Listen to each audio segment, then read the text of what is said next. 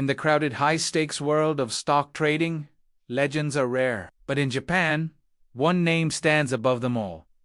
BNF, also known as Takashi. He's the man who turned a modest sum into a fortune all from his bedroom, fueled by cup ramen and sheer discipline. Today, we dive into how he became the god of Japanese day trading. Born in Ichikawa, Chiba, Japan, Kotegawa was a regular college student. Unlike many traders born into privilege, he started with very little working part-time jobs, living simply and saving up every yen. During his early days, he stumbled across a 4-part NHK TV series about Victor Nieder, a wild hedge fund manager who inspired Kotegawa's ambitions. He adopted the nickname BNF, a nod to Niederhofer's own initials. With only his savings about 1.5 million yen, or roughly $13,000, he began trading, teaching himself through observation,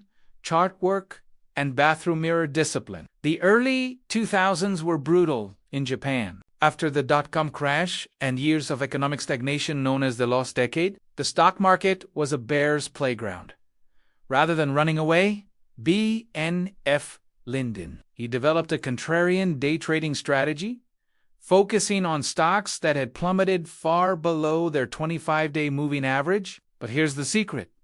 He didn't treat every sector the same. He realized that each industry had its own normal behavior, its own pattern of deviation from the average. For example, service stocks might swing 22 to 30%, while IT or emerging companies could deviate 28 to 60%. By tailoring his entry points based on sector, he found better risk-to-reward opportunities. It was very disciplined, very calculated. Then came 2005, the moment that catapulted him into legend. A massive error by Mizuho Securities.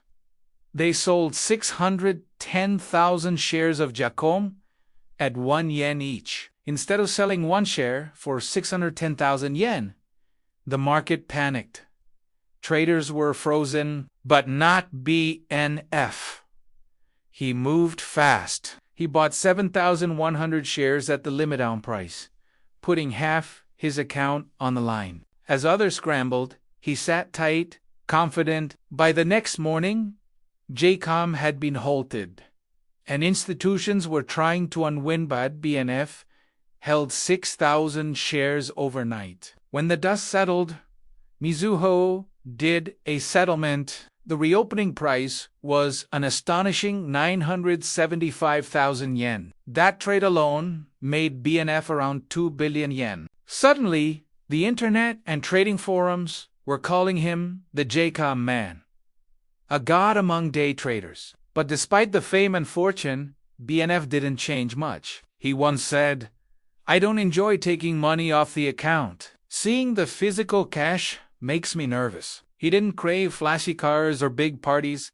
He loved the art of trading, the challenge, the strategy, the game. For him, trading wasn't about showing off. It was about discipline, intuition, and tuning out the noise. But even legends face storms. During the 2008 global financial crisis, BNF made a bold bet. Lehman Brothers. He invested $6.5 million, expecting a rebound, but things went terribly wrong. He underestimated the depth of the crisis, especially in the U.S. banking system. The whole position went to zero. Rather than crumble, he learned. He recalculated his sector-specific deviation targets, refined his models, and built a more resilient system. Then he saw blood in the market again. He acted. He built positions across nearly 90 companies, totaling $64.8 million, and held overnight. When the rebound came, he closed out and made over $12 million. He had regained his godlike status. Over time, BNF diversified.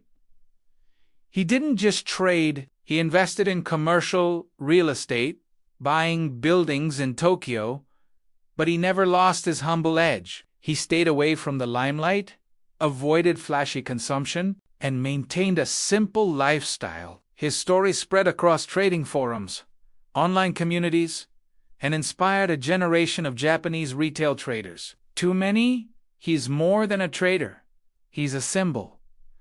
Knowledge over ego, discipline over luck. So, what can we learn from BNF, the god of Japanese day trading? First, discipline matters. He didn't just trade, he studied, calculated, and refined his system over years. Second, know your edge. He understood different sectors behave differently. He built custom deviation targets.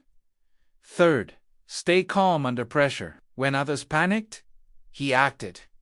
When he lost big, he learned. Fourth, trading is a craft. For BNF, it wasn't just about muniet, it was about mastering the game. And fifth, live on your own terms. He built wealth, but not a flashy persona. He stayed true to his roots. His journey from a small apartment trader to a multi-millionaire has become a legend. A legend that reminds us, in trading, greatness often comes quietly from focus, patience, and deep self-belief. Thanks for watching. If you found this inspiring or want more stories like this, hit like, subscribe, and leave a comment below. What legendary trader do you want us to feature next?